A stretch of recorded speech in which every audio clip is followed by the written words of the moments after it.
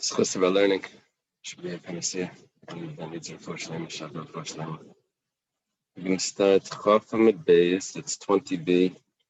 It's about 9 lines from the top. It's Loi Hoisa Kriyasa Gever Magas. Actually, Hoisa Azar Malay Yisrael. In my old Gemara, I don't have 2 dots there. I would put in 2 dots, but like the way it quotes from a Mishnah. But for whatever reason, my Gemara doesn't have that. In between the two, before and after. Is a quote from our Mishnah. You only have 1 dot after. Are you there? Okay. So it says that the call of the rooster didn't come until the Azar was filled with people. In other words, people came earlier than the crow of the rooster, and the Azar was already filled up. The Gemara asks, "My Kriyas Gever." Now I translated it already. I said Kriyas Gever is the call of the rooster. The Gemara asks, "What does it mean, Kriyas Gever?" Drop my translation for a minute. Rav Amar Kara Gavra. Rav says it means Gever. Doesn't mean a rooster. It means Gavra. It means a person. The call of the person, the cry, the crier. He didn't call out. What would he call out? Wake everyone up. He would say, "Wake up, sleepyhead." No, he would tell them, "Amayit lavayda sabari" or something. So he would wake them up. So that's the Kriyas Gever. By the time it was waking them up, the Azara was already filled.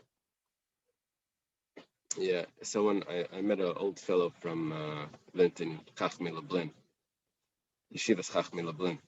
So he said, he spoke about the yeshiva. His name was Moses Shapiro. That's what he called himself. He said if a bacher's shoes were torn in the morning, he would have a new pair of shoes next to his bed. They mamash took care of them well. But they would wake them up in the morning. The guy would come around, he would sing a song. He would sing, "My Shebrider was schlafst du weinst, very dry." It's old song. But it's the shine sides again. Okay. So Reb Shila Amar Kara Tarnagal. Tara Karnagal. Reb Shila says no. It means a rooster. It was the call of the rooster. Gever means a rooster. So it's a machlekes here between Rav and Reb Shila. Rav came to the place of Reb Shila. I think it means Rav came to Bavel. Reb Shila was in Bavel before Rav was there. He was, I think, older than Rav. There was no Amira. Now what happened is the rabbi that was teaching would say his lesson in Hebrew, and a student it was called an Amira, he would announce the lesson in another language, in Aramaic probably, to everyone else. No one was there. Reb Shila's teaching, and Rav shows up. So come Rav Alav, come Afarish my Kriyas Gever, Kara Gavra. So Reb Shila's teaching this, and Rav translates, when it comes to the passage of Kriyas Gever, Rav translates it as the man called out, right? The time that the man called out, Kara Gavra. Amalei Reb Shila, Leimamar Kara Tanagala. Reb Shila says, why did you just translate it like that? Say that the rooster called. It's machlekes what the translation is of this. Amalei above lachari zemer l'gardoi lemechablo minei. I play a flute to the free people. I don't know what he means, free. That's considered music. What's it called in Rome? Plebeians or something. But to the weavers, they don't accept it as music. This is what's considered music. So the upper class has a different idea of what music is to the lower class. So Rav says, he says like this: I was by Reb Chia. I translated, Rav's uncle was Reb Chia. I translated Kriyas Gever's Kara Gavra. He didn't tell me anything. But Amritli Ema Kara Tanagala, and you're telling me that I should say translated as the rooster. He's saying that greater people than you have accepted my translation. That's what he's telling you. Oh, yeah, there's the Kedah, right. So Amalei, Marni Rav, you must be Rav. Either he was blind or he didn't recognize him. Yeah, he didn't recognize him. Rashi says that Rav Shila didn't recognize him. Neinachmar, don't translate for me anymore. You're a great person. You shouldn't be my interpreter. So Amalei, the Rav says, Amri Inshi, Itagrisle puts Amri. If he hires you, then comb his wool. That means if you're hired as a day worker, then you do whatever you're told. You don't. If you're hired for a job, then you do your job. But if you're hired just, I need help for everything that I need today. So then, even if he tells you to comb wool, then you can imagine you hire a guy, you pick him up in front of Home Depot. So you can use him for whatever you want. Even if you tell him, okay, comb the wool. So even though that's usually a job that's not made for a man, that's a woman's job or whatever. So nevertheless, if you're hired for the day, you do whatever you're told. So that's what Rav tells him. I'm hired over here. I'm just going to do whatever. Wasn't really hired, but he said I'm going to do whatever I told. Don't worry about my honor. Ikadamri hachi. Ikadamri hachi amalei. Some say that he said a little different. Look, I started to do this job of translating the sermon. So if you put someone else instead of me, he's going to be lesser than me. And that's not going to look good. They put someone less than me instead of me. No. So malam b'kodesh, the sermon should only go up. The next person that should translate should be better than me, not lower than me. Okay, so anyway, we have a machlekes here. We have a machlekes. What's the pshat in kriyas hageber? Does it mean a man or a rooster? Okay. Tanya Kavasei the Rav. Tanya Kavasei the Reb Shila. We have a brisa that supports Rav. We have a brisa that supports Reb Shila. Tanya Kavasei the Rav. We have a brisa that supports Rav. Gvini Kuruz Mahu Aimer. Gvini was the person's name. He was the guy, they call him in yeshiva, the veker. He would wake up the kayanim. Veker means to wake up. Vek, wake. It's in English. With a V. Double V. Yeah. Apparently it was originally a double V, not a double U. Okay. What would, like the two vavs in Yiddish, what would he say? Amdu kayanim lavidaschem alaviyim leduchanchem v'Yisrael amamadchem. Wake up, kayanim to your work, leviyim to your platform, and Yisrael to your positions, to your stand. He was so loud that when he would wake him up, they would hear it 3 parseis away. I think a parse is 4,000 amos. I don't know. Is that what it is? 2,000 amos or 4,000 amos? It's either 2, 3, or 4. Whatever it is, it was a long distance that they could hear this fellow.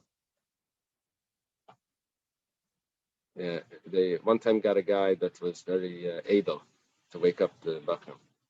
So he knocks on the door and he says, "Wake up." So they tell him, "Shh, he's sleeping." They have to give a loud shout. So Maisaba Agrippas Hamelech, there's a story, Agrippas Hamelech Sheyababa Derech, he was on the road. V'shama Kaila Begimel Parsais, he hears Gavini Karuz. He hears this fellow screaming to wake up. Kshabala Beisai, when he comes to his house, Shigale Matanis, he sends him a gift. Afal Pikein Kain Gadol Mashavach Mimeno. Okay. He was so impressed with this fellow's voice, this Chazan, that he sent him a gift. Yeah, it wasn't Chazanis, but he sent him gifts. Now the Kain Gadol, the Kain Gadol is even stronger voice than him. Why? Damer Mar was taught before. We'll have it later. When the Kain Gadol said Ana Hashem, he said it once before. His voice was heard in Yerichai. He's in the base of Migdash, hearing it until Jericho. It doesn't say. Yeah. Rabbi Bar Bechana says in the name of Rabbi Yechanan, Yerushalayim liYericha Yud Parsi. It's 10 parsois, more than the 3 parsois that we said before. And there's even more than this, because on a regular day, Kivine, he's not fasting. It's also early in the morning. But now he's fasting. The Kohen Gadol is fasting. And also, he would call at night, the Kohen Gadol, when he would say the name of Hashem, it would be very loud. He said, Ana Hashem.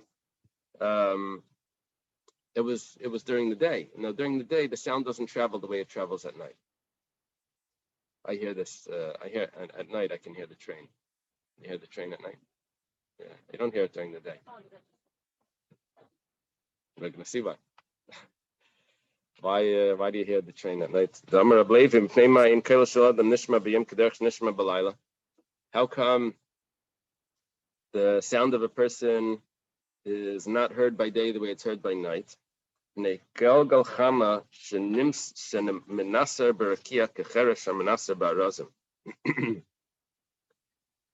the cycle of the sun that is sawing through the heaven like a carpenter that's sawing through cedar.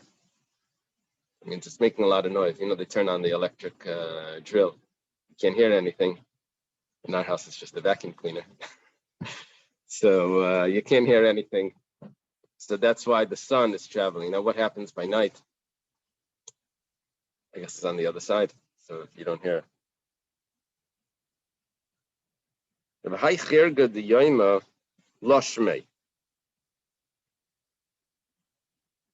Yeah. Chirga is dust. Sawdust.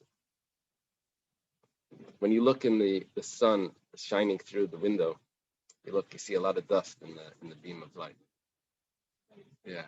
When I was a kid, I was like, oh, there's so much dust right there, you have to walk around it. But then I think my older brother, my father said, the dust is everywhere. You just see it there. I thought I had to duck under it. I shouldn't breathe it in. So here we're saying that this dust, this sawdust, is called law. That's its name. Law.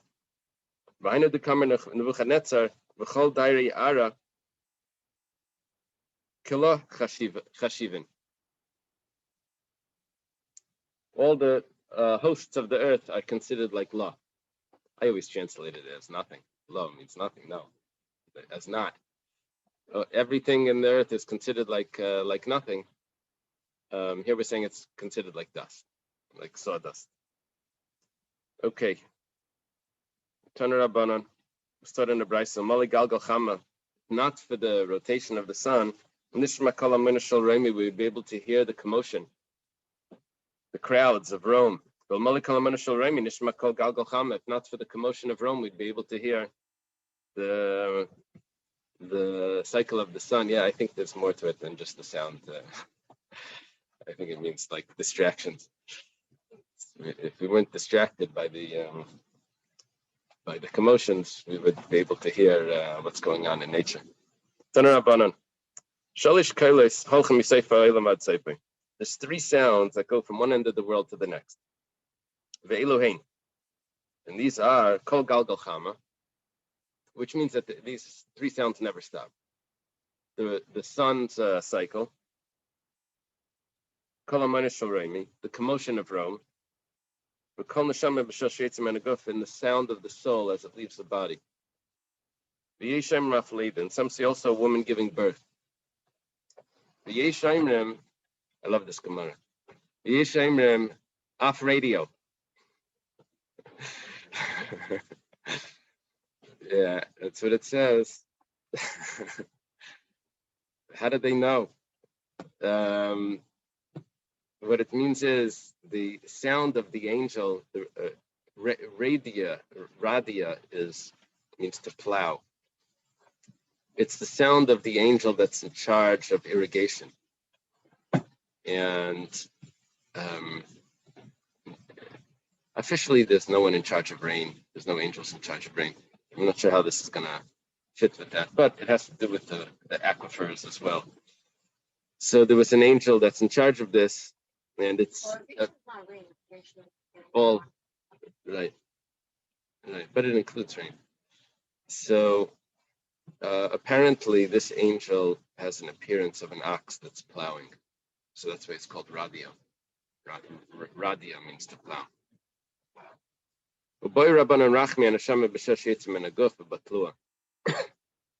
The rabbis asked for compassion, that we shouldn't hear the sound of the soul that's when it's leaving the body.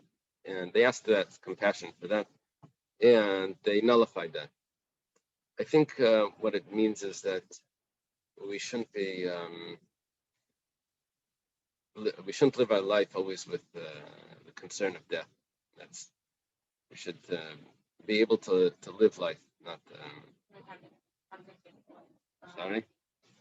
Well, the sound isn't heard. You don't hear the sound of people dying.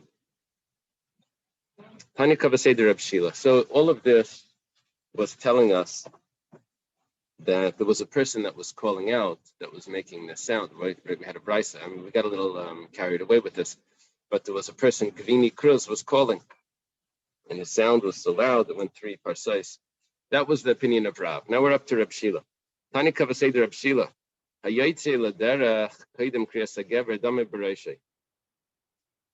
Someone that goes on a trip before the rooster calls is responsible for his own blood.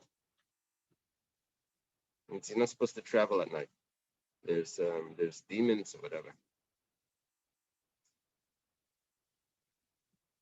Rabbi Yoshia Omer ad sheyesh. How do you read that? You do it twice. Ad sheyeshana. Ramosha, how do you say it? Sheyishna. Ad sheyishna. You have to do it twice. Yeah, so we're talking about which crow of the rooster, not the first one, the second one. Yeshem ad sheyeshalish, until it's done the third time. On the average tarnagal, not there's maybe some that call early, some roosters that call early, some late. Yeah, when I would take my students camping, we went to a farm, and we did this for years. We would wake up with the rooster, and I told them that really for the bracha on the rooster, you're supposed to wait until dawn to make, unless if you hear it before, then you can make it early. I make it earlier anyway, because I always forget to say it. So, but the evid, if you make it when it actually your yaitza, that was my. So anyway, but you see this rooster jumps on top of a piece of a fence, and it just shouts like as if, it's got something important to say, and it just keeps going. Doesn't okay? So Rav Yehuda says in the name of Rav, his teacher, he says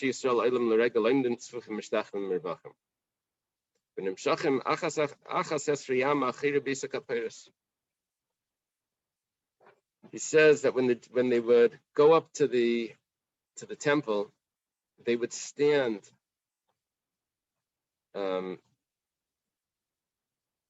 squeezed tight, but when they would bow down, there would be enough room. And they were drawn to the 11 amas that's behind the Kodesh HaKadoshim.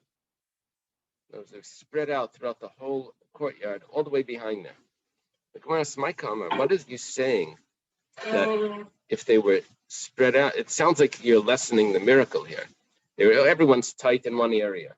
And when they bow down, they used another area, so it got more room. So that's the miracle. The overflow went to Hachikamer. This is what it means.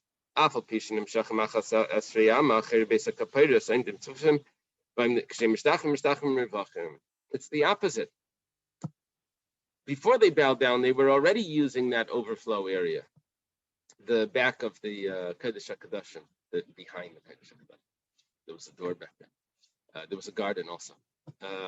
They were already in that area, and nevertheless, it was so tight that when they would bow down, there would be room.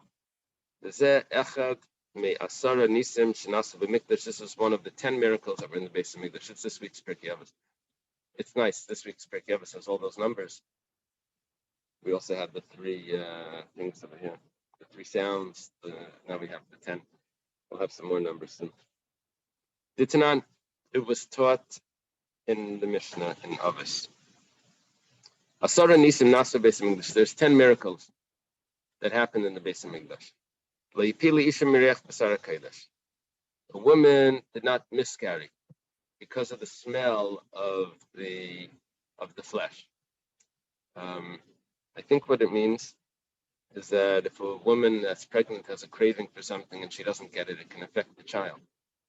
So there was never a miscarriage from the smell of the barbecue. Yeah, we mentioned this before in Glickle of Hamlin.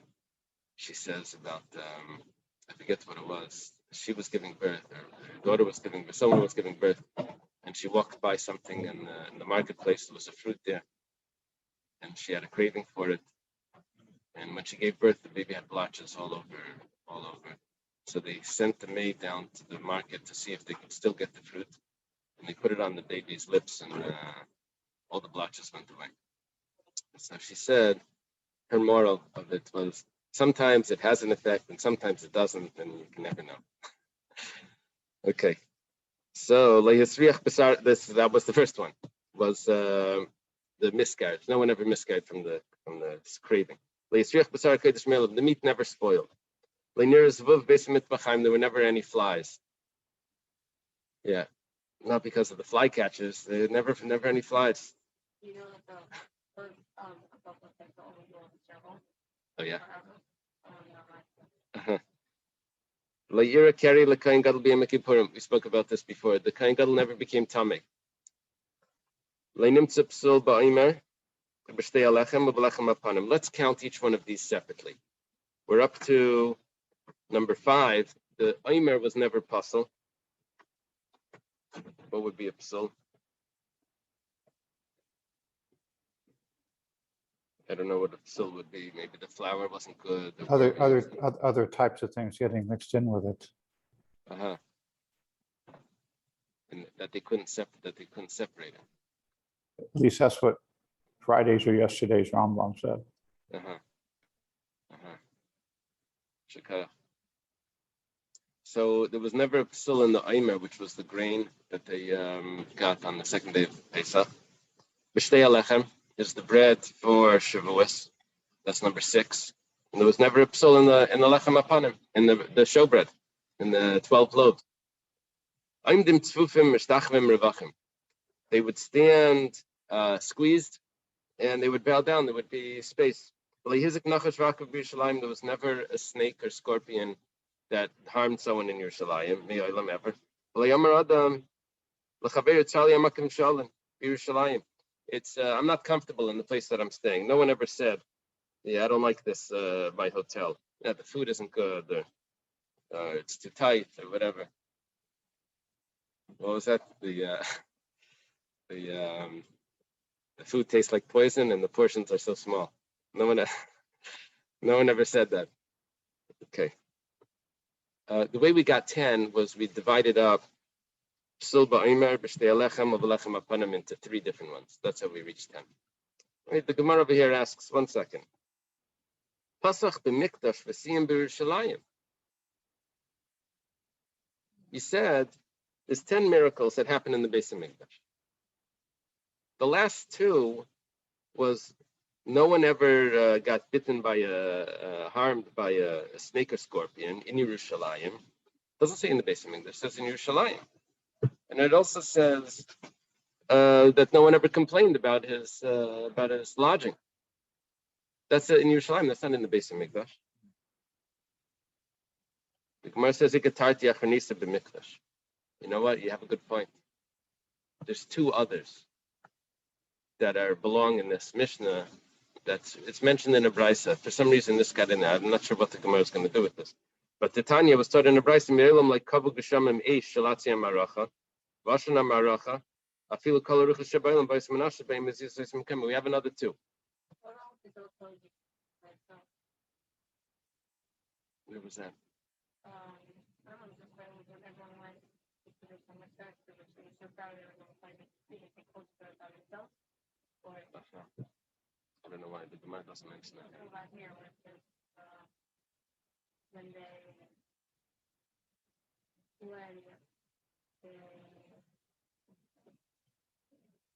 Let's see. Right here, the Gemara says gives two more miracles. One miracle is that the rain never put out the fire on the mizbeach, on the altar. And another thing is that the wind never caused the smoke to get blown around. what about Hashem's fire? Ah, that we're gonna see. The Suleka, the Gemara says that's all the miracles that there were. V'hatanya, Rav Abraisa, Rav Shamei, the Kalnabai. Rav heard in this place called Kalnabai, that Shivri Klicharis Nevlaim didn't come in. See, what would happen is they would use pots to cook the different parts of the sacrifices. The problem is that when you cook, the sacrifice gets absorbed into that pot. Now, the rule is that the sacrifice can only be eaten for 1 day or 2 days, whatever it is. And the food gets absorbed into the pot. After 1 day or 2 days, then the pot becomes treif. You can't use that pot anymore because it has forbidden food. The sacrifice can't be eaten past the allotted time. So what would you do with that pot? So if it was a clean chaysha, if it was copper, so then you kosher it. But if it's earthenware, then you can't kosher earthenware, clay. You can't kosher that. So they would have to break the pots. I think in the excavations by Shiloh, they found clay pots, like piles and piles of clay pots, because that was where the Mishkan was. Now, broken pots. Now there was a miracle that they would put the pots on a certain place and they would just get absorbed into the ground. Like the clay would turn back into soil, or get absorbed into it. Well, Amar Abaya says, Mura v'naitza v'dishna mizbeach ha'pnimi v'dishna ha'menayrim nevlam bin kaiman.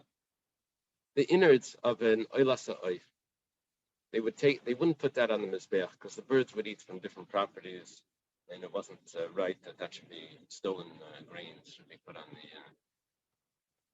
put on the mizbeach. So they would take the innards and they would put it onto this place, and it would get absorbed into the ground. And also the dishim mizbeach ha'pnimi, the ashes of the inner altar would also get absorbed.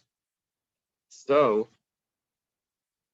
we're asking over here, if you're going to replace the 2 miracles that were in Yerushalayim with 2 new miracles that were in the Beis Hamikdash, which is the fire never was put out and the smoke never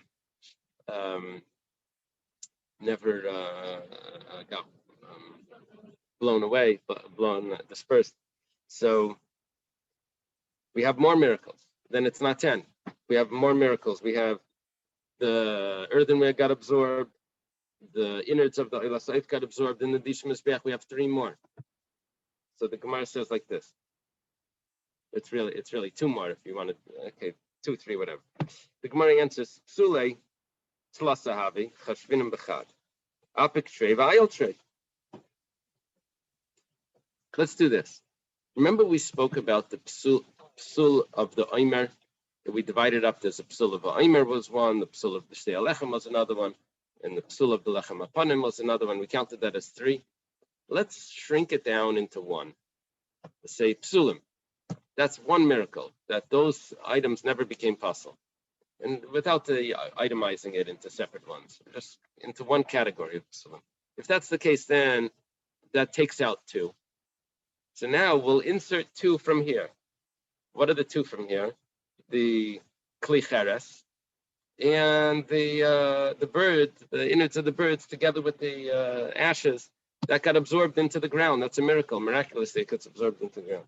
The Gemara says, 1 second. Right away. Yeah. 1 second. If you combine the psulim and you into 1, and that takes away from 3, it turns into 1. So the bluim, the ones, bluim means absorbed, getting absorbed into the ground, you're counting it as two. Why don't you count it as one? Both of them were absorbed. So economy achrita, you're right. Once you shrink it down, now we're only up to 9. So you're right, we have one more miracle. Dam Rabbi Shua ben Levi, Nes Gadol Hayanasa B'Lechem Apanim Siluka Kesidurei. Shnemar Losrum Lechem Chaim B'Yomi Lakhay. It was a miracle with the showbread. It was warm on the day that they took it out, just like the day it was baked. It was always warm and fresh. It was a week later. Right? A week later, it was still warm. It was really 8 days. 8 days. Okay. Yeah, it doesn't fit, but some like it in the pot, 9 days old. This is 8 days. Okay, so we have now 10. We've added another 4, right? We've replaced the last 2, and then we inserted a new 2. V'suleka, that's it. V'amar ablevi davar zemaseris b'yadeinu me'avisenu makamarim eina min amida. Yeah, the Rebbe talks about this. Chassidus talks about this. Makam ha'aron, the place of the aron, is not part of the measurement. That means that the width, I think, was 20 amas. You would measure 20 amas to the edge of the aron, and then 10 amas to the edge of the aron, and then 10 amas from the other edge of the aron to get to the other wall, and it would be exact. Then you would measure straight, even though the aron itself was 2.5 amas. So it wouldn't take up space. And if you do it the other way as well, it was 1.5 amas. Also, it wouldn't take up space. Amar Avnai, Amar Shmuel, Kruvim b'nei Sayimdim. There was another set of kruvim that were in the temple. Shlomo Melech made kruvim. Besides for the kruvim are these little golden angels that were on the aron, that were on the lid. But Shlomo Melech made another set of kruvim that were standing with their wings stretched out, 10 amas tall, across the in the Kodesh HaKadoshim, and I think they stretched over the aron. Chaim, is that correct? Oh, this is Chaim Drew. I don't know. Chaim Cohen always tells me about the Beis Hamikdash.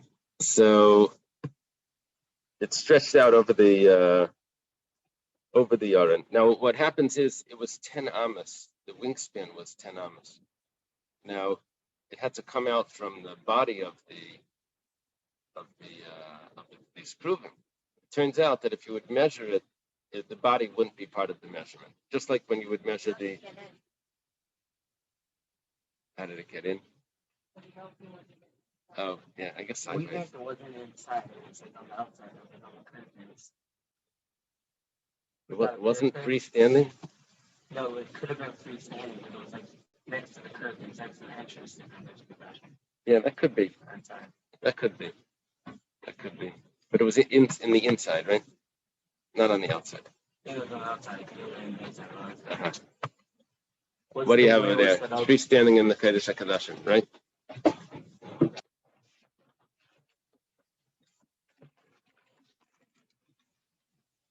Yeah, it looks like the wingspan is going over.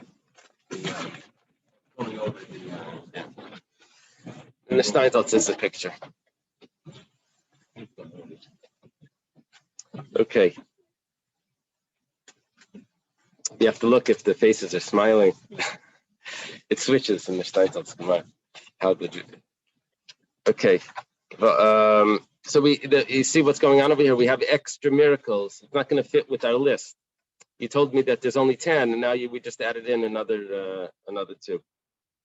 So the Gemara answers, Nisi debrei kachashiv, Nisi de gavai like kachashiv. We're not counting the miracles that are inside the chamber, inside the Kodesh HaKadoshim. That we're not counting. Ihachi, 1 second. Lechem apanim nami Nisi de gavai. The lechem apanim, I know it's not in the Kodesh HaKadoshim, but it's in the Heichal. Why are you counting that? That shouldn't be counted either. And you clearly said that there's actually 2 miracles with the lechem apanim. One, that it never became possible, and the other one is that it stayed hot. It always stayed hot. So the Gemara says, lechem apanim nisi debroihu. Actually, the lechem apanim is a miracle of outside the chamber. Really? That's so interesting. That? Oh, so that was one of the 10. That was number 4. That was number 4.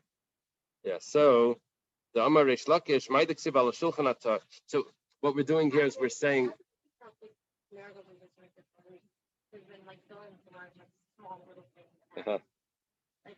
that's what the Gemara is doing here. The Gemara is going through those little pieces, those little.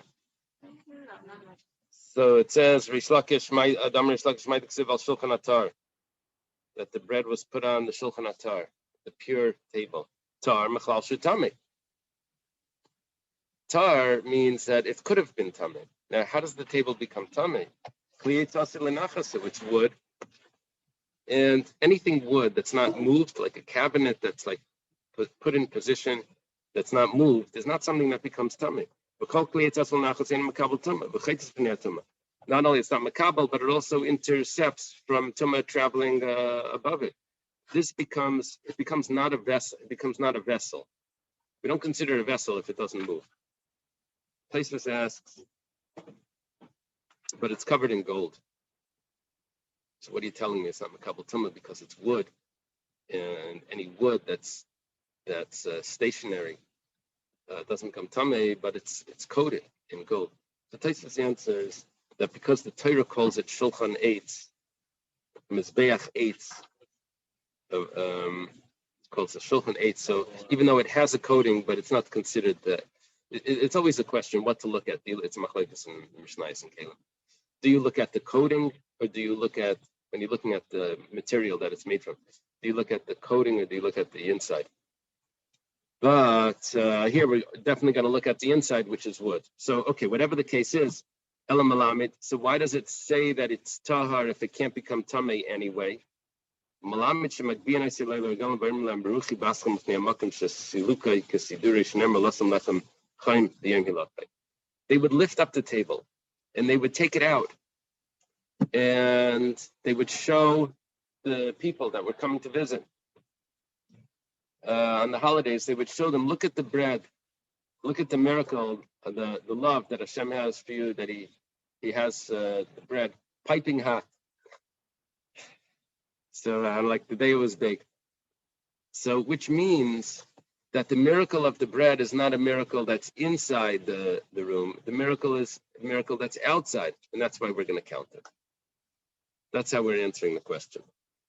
The Gemara says, yeah? Are we to assume that this discussion is referring to both batim?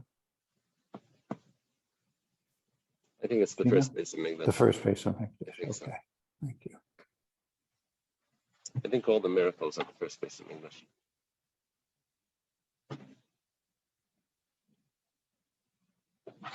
See a little further, we're going to have something coming up, but yeah.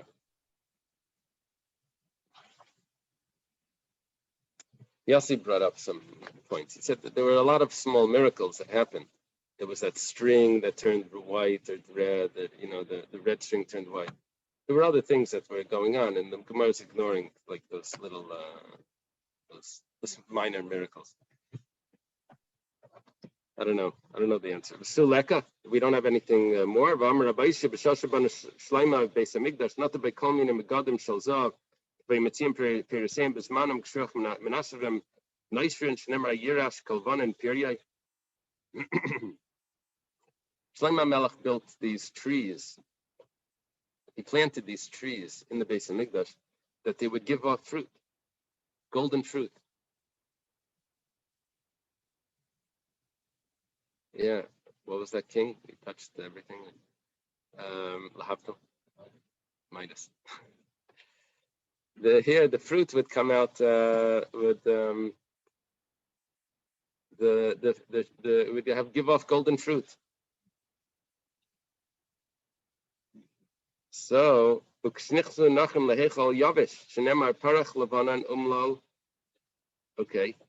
when the Goyim came into the Heichal, it all dried up. But Hashem's going to bring it back. They're going to return and rejoice, the blossoms. So, in the honor of Lebanon, that was the trees then. So we see that there were other miracles over here. This is spectacular. It says Nisi Dekvi like a chashav. These were miracles that took place the entire time that we're not counting. It's a miraculous tree. Hashadas lahachi. Oh, if that's the case, now we have answers for all your other questions. If we're not counting the miracles that always happen, there were constant miracles. Those we're not counting. Then Aaron Bekruvim Namini Sidikvininu. Then the Aaron and the Kruvim that you mentioned, that was constant also. The fact that you measured it and it wouldn't show up in the measurements. So that was a constant miracle. Okay. Amar Mar. We learned before, V'ashan Maracha, we have a Ashan B'Maracha. It says that the smoke of the fire would not get swayed in get pushed around in the wind. Was there smoke there? But Tanya Chamisha Dvarim never Beishal Maracha. There's 5 things that were said about the fire of the fire of the pyre of the fire. Ravutza Kari, it crouched like a lion. Vara Kachama, it was as clear as the sun. V'yeshba Mamish, it had substance. What's the substance? Phlogistones. Phlogistones are. At one time in history, in scientific history, they were trying to figure out what fire is. They said fire is this matter called phlogistones. Anyway, these great scientists, they wanted to know why, when it's on fire, does it weigh less? If you have to add phlogistones. So they came up with the theory that there's like some anti-gravity that causes it to weigh less, even though you added in extra things. Until they dropped they were creating theories to answer up mistaken. Yeah. Why did the thing that was burning weigh less while it was being burnt? If phlogistones were added to it. Anyway, look it up. So what's going on over here? Yesh b'mamish, the fire has a substance.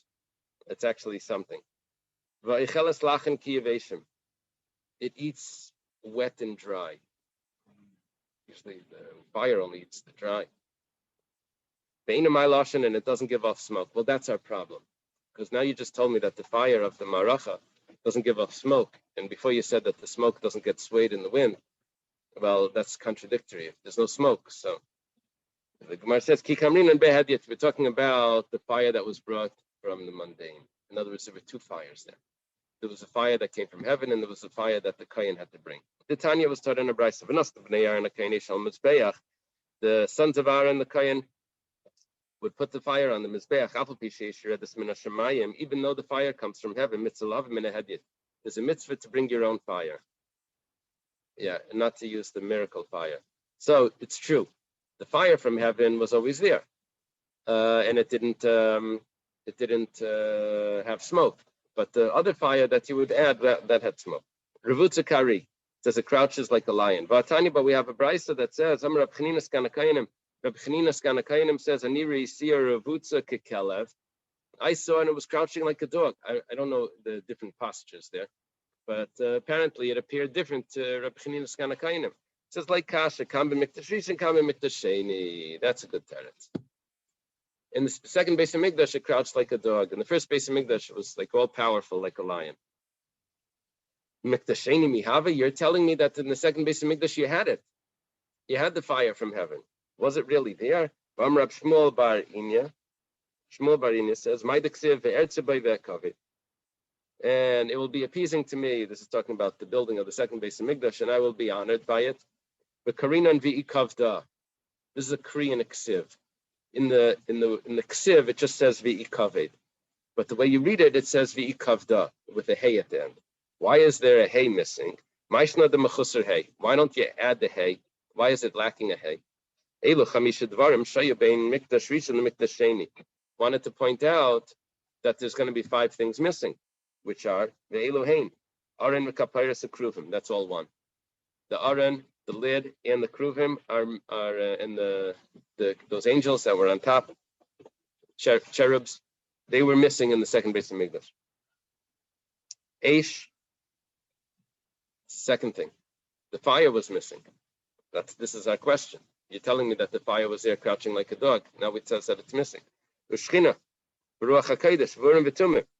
All of that was missing. Now, Taisus points out that they had the Urim V'Tumim, he had the Choshen, he didn't have the, maybe what was inside.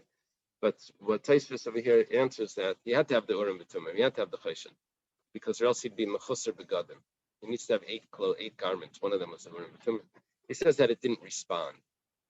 That's what he says. Okay, Amri in, Mia have Zio Le Messiah. You're right. The fire was there, but it just didn't function. It didn't work.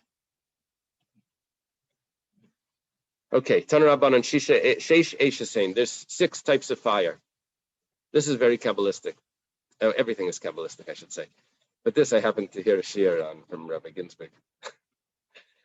And I don't remember anything, but I remember it was interesting. Okay. There's Yeshe Cheles Ve'ena Shaisa. One type of fire, it eats but it doesn't drink. Yesh Shaisa Ve'ena Cheles. There's another type of fire that drinks but doesn't eat. Yeshe Cheles V'Shaisa. There's a fire that drinks, that eats and drinks. Yeshe Cheles Lachen Kiyavation. There's a fire that drinks like that eats liquid.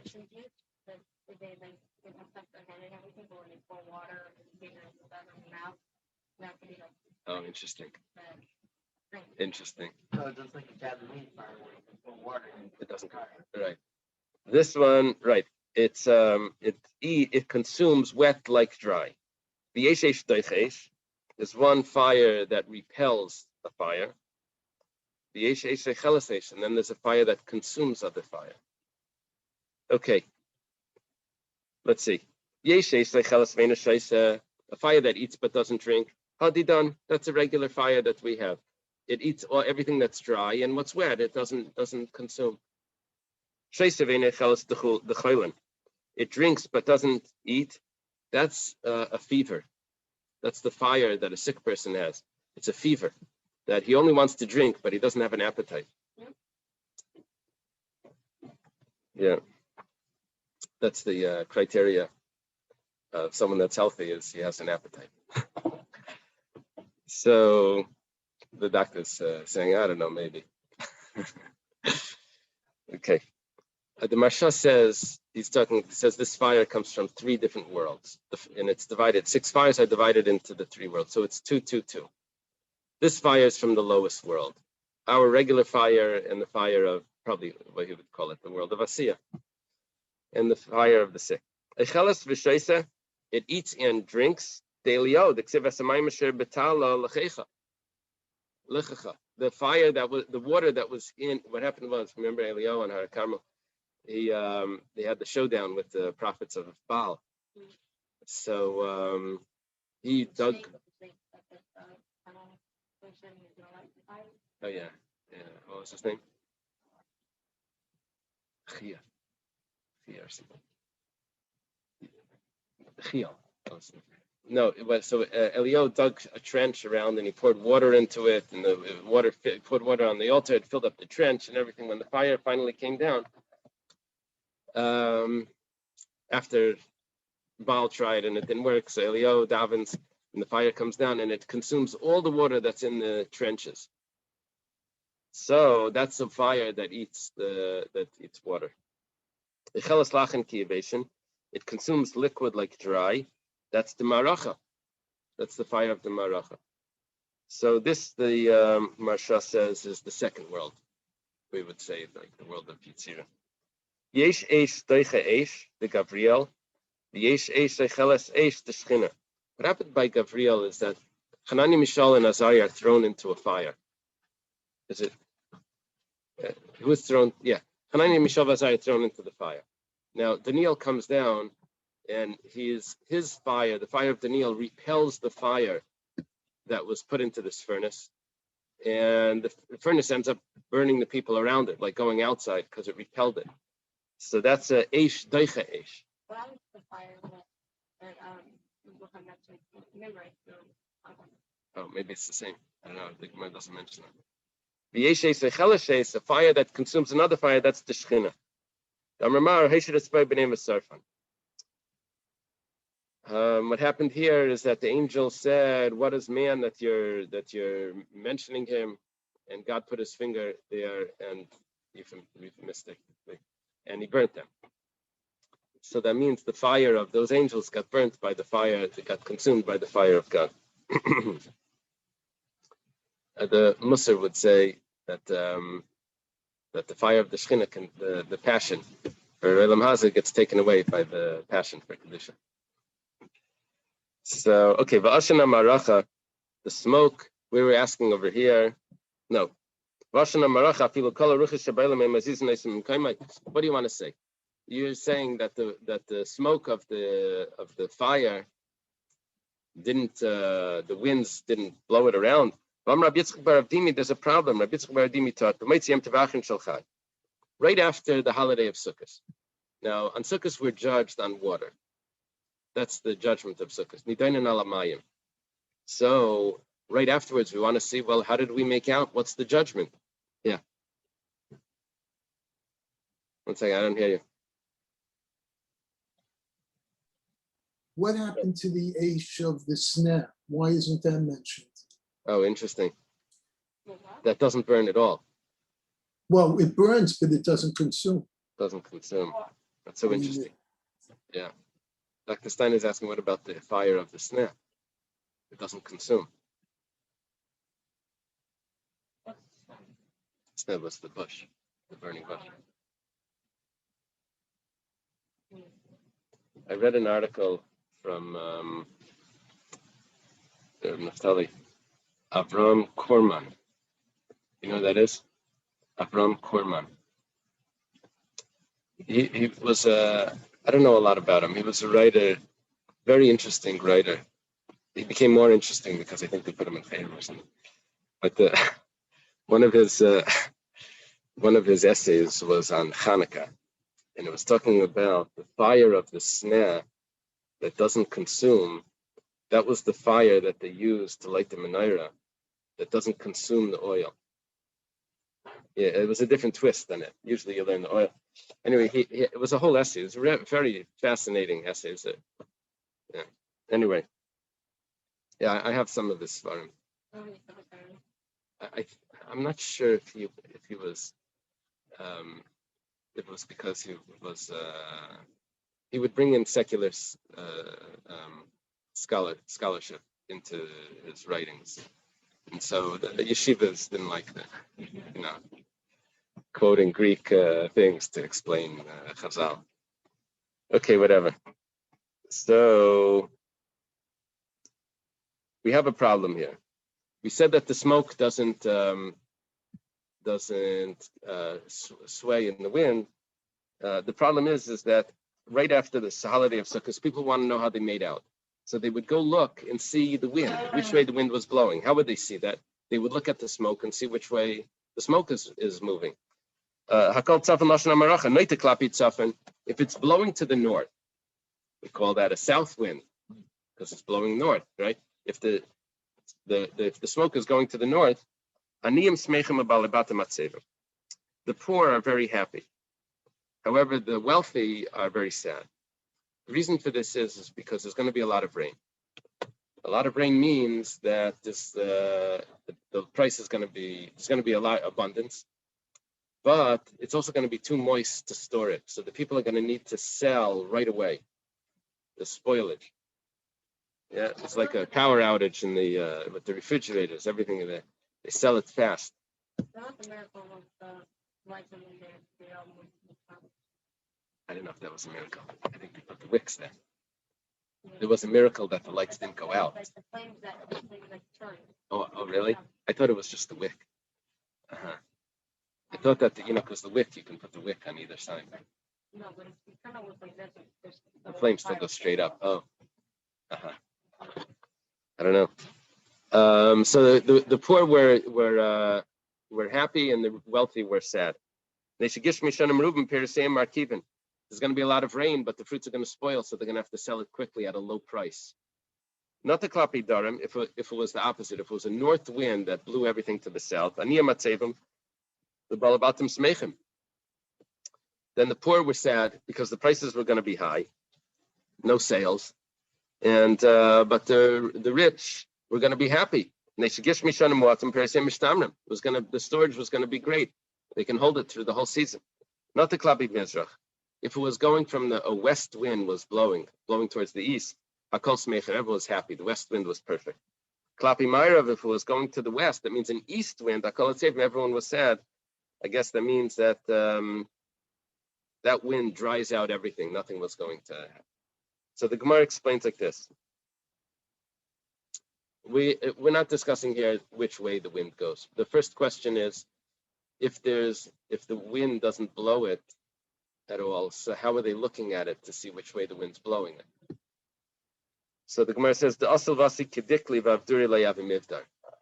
It gives an interesting answer. It says that it goes in the wind like a palm tree, but it doesn't get dispersed.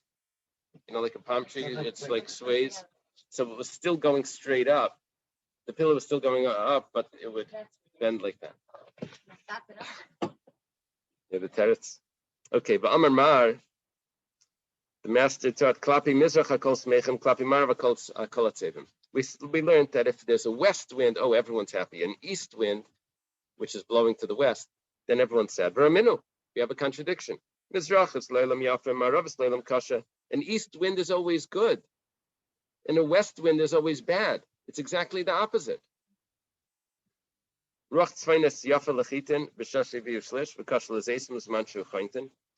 A north wind is good for the wheat after it's already grown 1/3, but it's bad for the olives after it's already blossomed. It's already chanatas, the blossom falls up. However, the south wind is bad for the wheat, but it's good for the olives after they blossom. Rav Yosef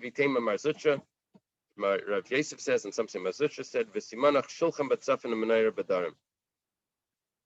if you want to remember this, the shulchan, which is the table that has the showbread, has the bread on it, that has the wheat. So that's on the north of the heichal. The menorah, which has the olive oil in it, is on the south. High marbedidei v'high marbedidei. The north wind actually grows its own wheat, and the south wind actually grows its own oil for the menorah. If you want to remember which wind is good for the wheat, which one is good for the oil, so you just remember where the menorah is or where the shulchan is. Whatever the case is, we have a contradiction between east winds being good for the people, good for the grain or not. In the west, like kasha, it's not a problem. Halan v'halahu. It depends if you're in Israel or if you're in Bavel. So in Bavel, the east wind is good. It's always moist there anyway. And in Israel, it's bad because it causes it to dry out. In Bavel has more water. So the east wind causes it to dry out. So in Bavel, that was good. In Israel, that was bad. Let's leave it over here.